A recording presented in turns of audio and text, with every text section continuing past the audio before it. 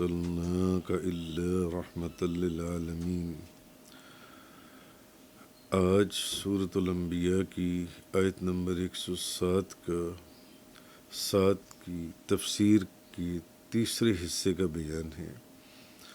پہلے حصے میں یہ بیان ہوا تھا کہ نبی کریم صلی اللہ علیہ وسلم کی رحمت کہاں کہاں تک پہنچتی ہے، جس کے ضمن میں نے ایک بات اس کی بھی تفصیل عرض کی تھی کہ پہلی امتوں کے اوپر جو عذاب نازل ہوتے تھے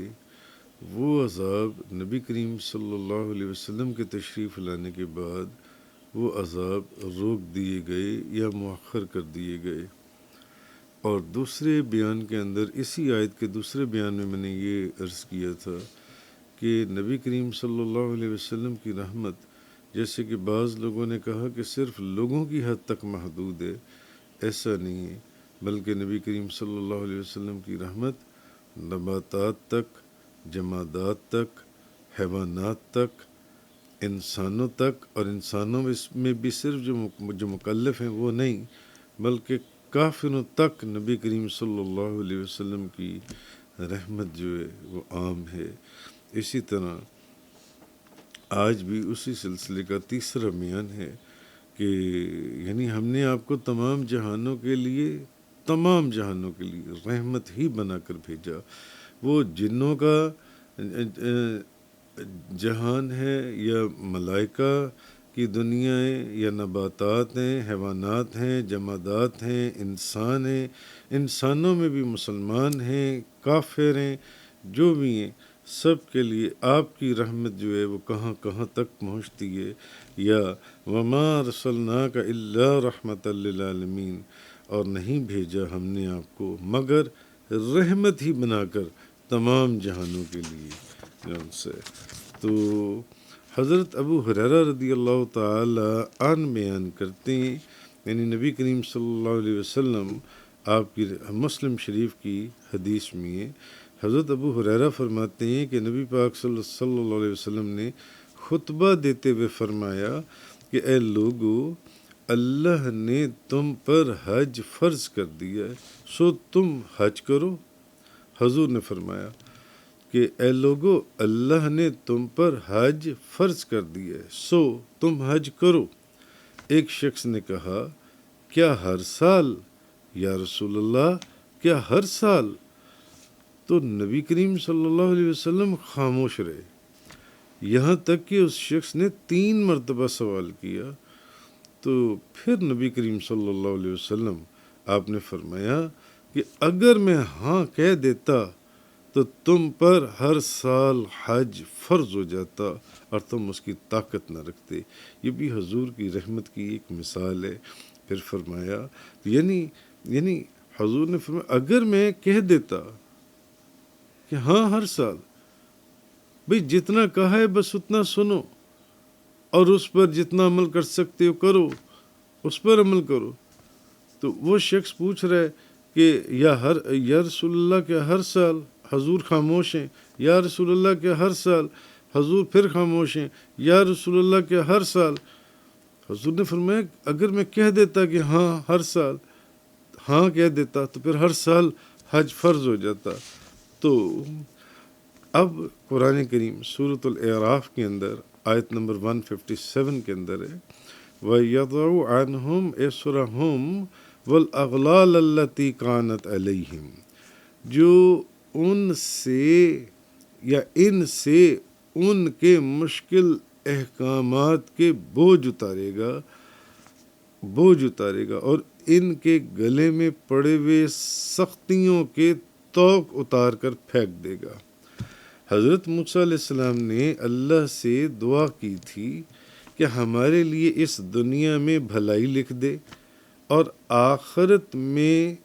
بے شک ہم نے تیری طرف رجوع کیا ہے، یعنی اس دنیا میں بھی بھلائی لکھ دے اور آخرت میں بھی بھلائی لکھ دے، کیونکہ ہم نے تو تیری طرف رجوع کی ہے۔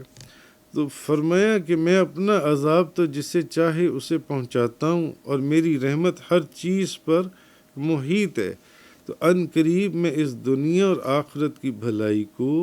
ان لوگوں کے لیے لکھوں گا جو گناہوں سے بچیں گے اور زکوٰۃ دیں گے اور ہماری آیات پر ایمان لائیں گے۔ تو اب اصل میں اس آیت میں دنیا کی بھلائی سے جو مراد ہے، جس کی حضرت موسیٰ علیہ السلام نے دعا کی تھی کہ دنیا میں جو احکام شریعتیں، احکام شریعہ وہ آسان ہو جائیں، آسان ہو جائیں، کیونکہ جو بنی اسرائیل تھے ان پر بہت مشکل احکامات تھے ان کی شریعت میں۔ مثلا ان کی توبہ یہ تھی کہ وہ ایک دوسرے کو قتل کریں، پھر ان کی توبہ قبول ہوتی تھی۔ جیسے نبی کریم صلی اللہ علیہ وسلم کی امت کے لیے آپ کی شریعت میں تو ایسا کوئی حکم نہیں ہے، اسی طرح نبی کریم صلی اللہ علیہ وسلم کی امت میں اگر کسی کو پانی نہ ملے تو تیمم کی سہولت موجود ہے، ان کو یہ سہولت بھی موجود نہیں تھی۔ اچھا، ان لوگوں کے لیے مال غنیمت حلال نہیں تھا، اور ان لوگوں کو قربانی کو کھانے کی اجازت نہیں تھی، مگر نبی کریم صلی اللہ علیہ وسلم کی امت کے لیے اس حکم کو بھی آسان فرما دیا گیا، قربانی کریں اور کھائیں، اور وضو کے لیے، غسل کے لیے پانی میسر نہیں تو تیمم کر لیں، اور اسی طرح جو ان سے ہے توبہ کے لیے، جیسے ان میں ایک دوسرے کو توبہ قبول ہونے کی نشانی یہ تھی کہ وہ ایک دوسرے کو قتل کریں، یعنی ان کی توبہ یہ تھی کہ اب تم ایک دوسرے کو قتل کرو۔ اچھا، پھر ان لوگوں کو ہفتے کے دن شکار کرنے کی اجازت نہیں تھی، جبکہ ہمارے ہاں ایسا نہیں ہے، ان کو اجازت نہیں تھی۔ اسی طرح ان امتوں کے اندر، بنی اسرائیل کے اندر، جو روزے کا وقت تھا وہ 24 گھنٹے تھا، روزے کا دورانیہ دن اور رات پر تھا، 24 گھنٹے، بہت سخت احکامات تھے۔ تو حضرت موسیٰ علیہ السلام کی خواہش یہ تھی کہ یہ سخت احکامات جو ہیں یہ آسان ہو جائیں، اسی لیے انہوں نے وہ دعا فرمائی، یہ آسان ہو جائیں۔ اور آخرت کی بھلائی یہ تھی کہ اللہ تعالیٰ کم عمل پر بھی ان کو زیادہ اجر عطا فرمائی، کہ کیونکہ ان کو ایک نیکی پر ایک ہی اجر ملتا تھا۔ حضرت موسیٰ علیہ السلام چاہتے یہ تھے کہ ایک نیکی پر 10 گنا یا 700 گنا اجر عطا کیا جائے۔ تو اللہ تعالیٰ نے دنیا اور آخرت کی یہ دونوں چیزیں حضرت موسیٰ علیہ السلام کی امت کی بجائے نبی پاک صلی اللہ علیہ وسلم کی امت کے لیے لکھ دیں، جو میں نے پچھلی آیت آپ کے سامنے بیان کی ہے۔ فرمایا میں ان لوگوں کے لیے یہ خیر اور رحمت لکھ دوں گا جو الذین یتبعون الرسول النبی الامی الذی یجدونہ مکتوبا عندهم فی التوراۃ والانجیل یأمرهم بالمعروف وینہاہم عن المنکر ویحل لهم الطیبات ویحرم علیہم الخبائث ویضع عنہم اسرہم والاغلال التی کانت علیہم۔ جو لوگ اس عظیم رسول نبی امی کی پیروی کریں گے جس کو وہ اپنے پاس تورات اور انجیل میں لکھا ہوا پاتے ہیں، یا ہم نے تو یہ بات اپنے محبوب کے تورات اور انجیل میں پہلے ہی فرما دی تھی، جو ان سے یہ جو ان کو نیکی کا حکم دے گا اور برائی سے روکے گا، جو ان کے لیے پاکیزہ چیزوں کو حلال کرے گا اور ناپاک چیزوں کو حرام کرے گا، اور جو ان سے مشکل احکام کے بوجھ اتارے گا۔ یعنی ہم تو یہ باتیں پہلے ہی تورات اور انجیل میں بھی لکھائے تھے کہ یہ چیزیں تو ہم نے اپنی امت، اپنے محبوب کی امت کے لیے رکھی ہوئی ہیں، اور ان کے گلے میں پڑے ہوئے سختیوں کے توق اتار کر پھینک دے گا۔ اسی لیے قرآن کریم کے اندر فرمایا گیا لَقَدْ جَاءَكُمْ رَسُولٌ مِّنْ أَنفُسِكُمْ عَزِيزٌ عَلَيْهِ مَا عَنِتُّمْ حَرِيصٌ عَلَيْكُمْ بِالْمُؤْمِنِينَ رَءُوفٌ رَحِيمٌ۔ بے شک تمہارے پاس تم ہی میں سے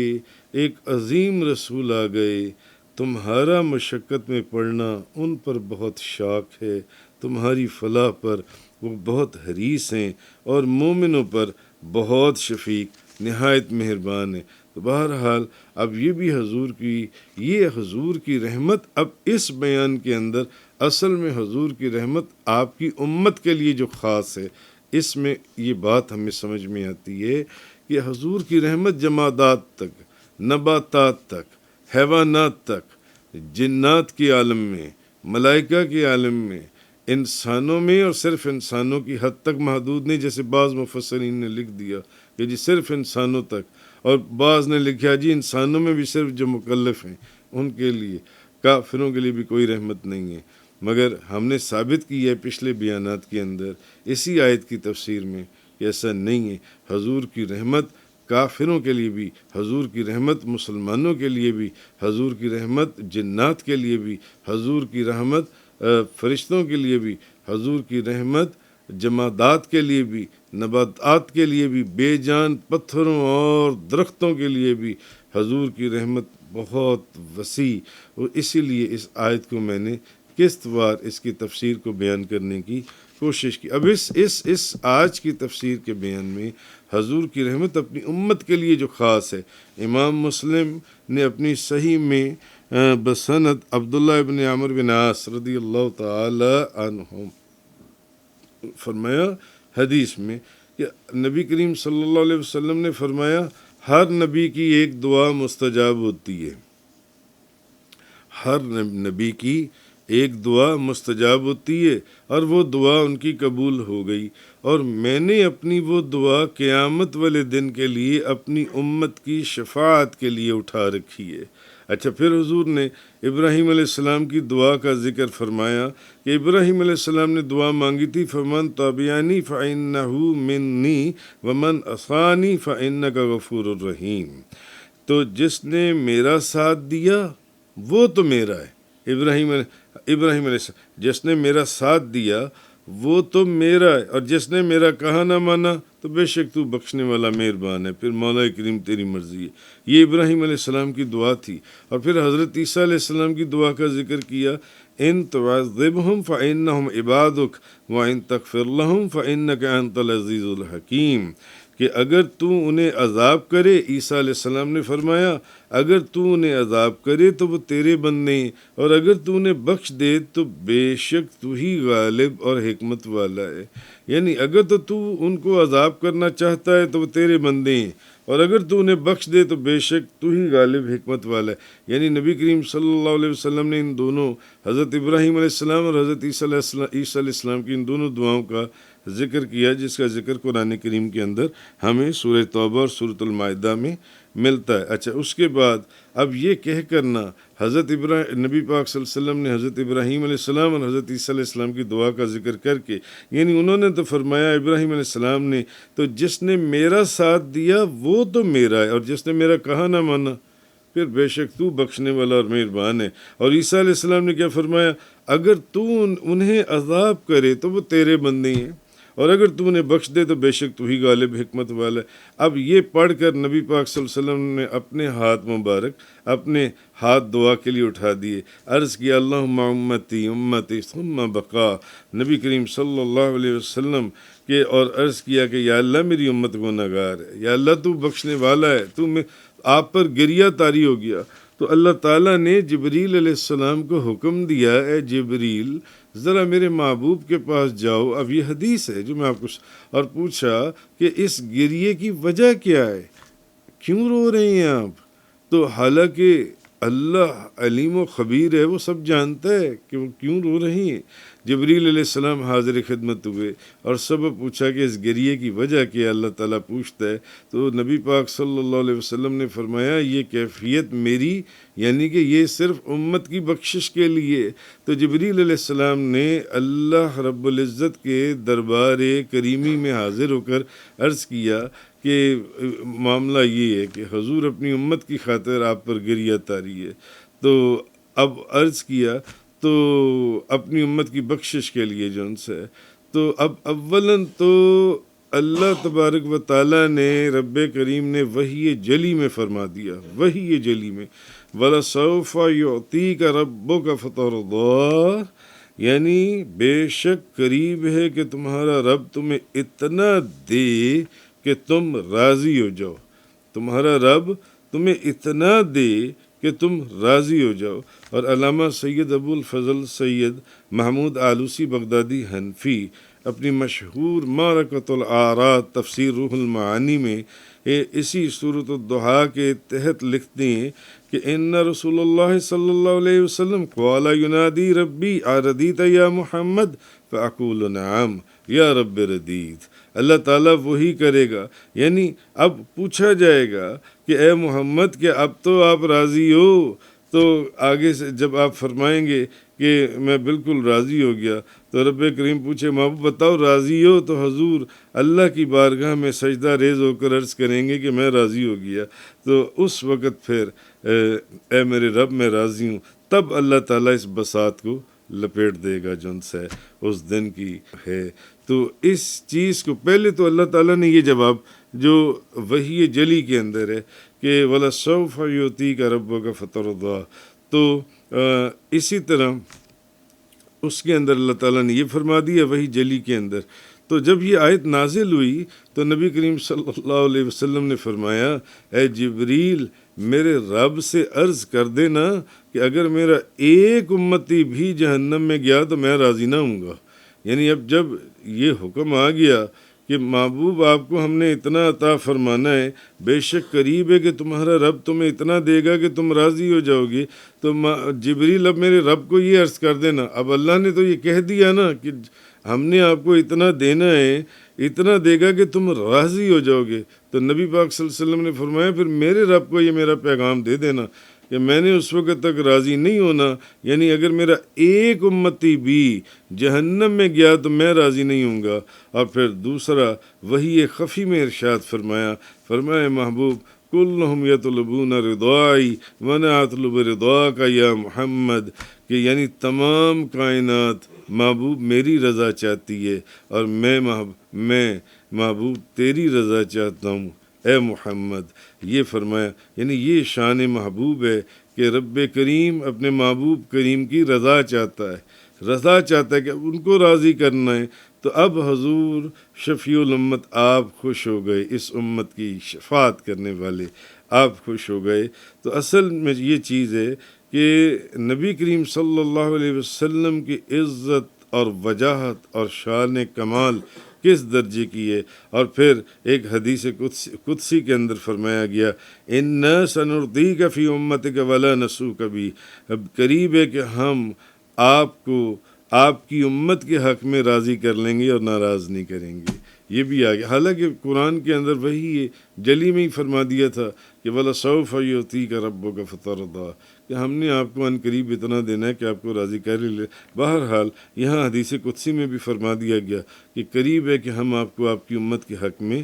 راضی کریں گے. ان هذه المقام الکرامۃ له خاصہ، یہ مقام عزت و کرامت تاجدار مدینہ نبی کریم صلی اللہ علیہ وسلم کے لیے خاص ہے. تو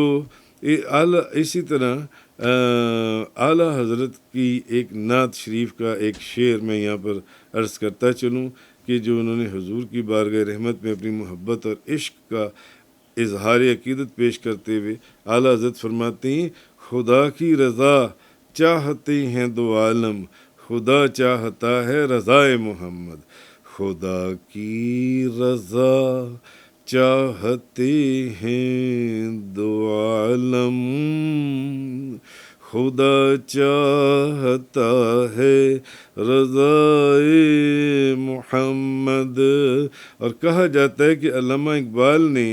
جب یہ نعت ایک جلسے میں سنی تو علامہ اقبال اتنا متاثر ہوئے اعلیٰ حضرت کی یہ نعت سن کے کہ آنکھوں سے آنسوؤں کی لڑیاں بہہ نکلیں، اور فی البدی اسی بہر میں انہوں نے دو شعر کہے. اعلیٰ حضرت نے کہا تھا نا کہ خدا کی رضا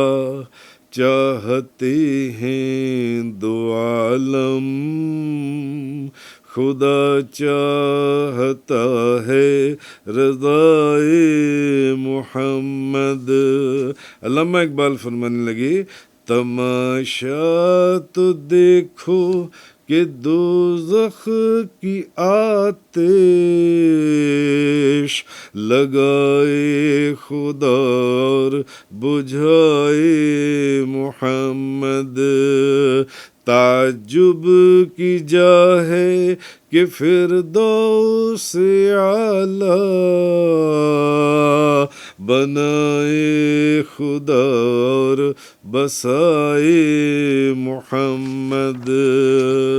تو نبی کریم صلی اللہ علیہ وسلم کی رحمت نباتات، جمادات، حیوانات، جنوں، فرشتوں، تمام عالمین کے لیے، تمام جہانوں کے لیے، مگر اپنی امت کے لیے جو رحمت تھی وہ آج کے بیان میں نے عرض کرنے کی مختصر طور پر کوشش کی۔ وما ارسلناک الا رحمۃ للعالمین وآخر الدعوانا ان الحمد للہ رب العالمین۔ تفسیر قرآن کا یہ لیکچر انگلش میں سننے کے لیے براہ کرم ڈسکرپشن میں موجود لنک پر کلک کریں۔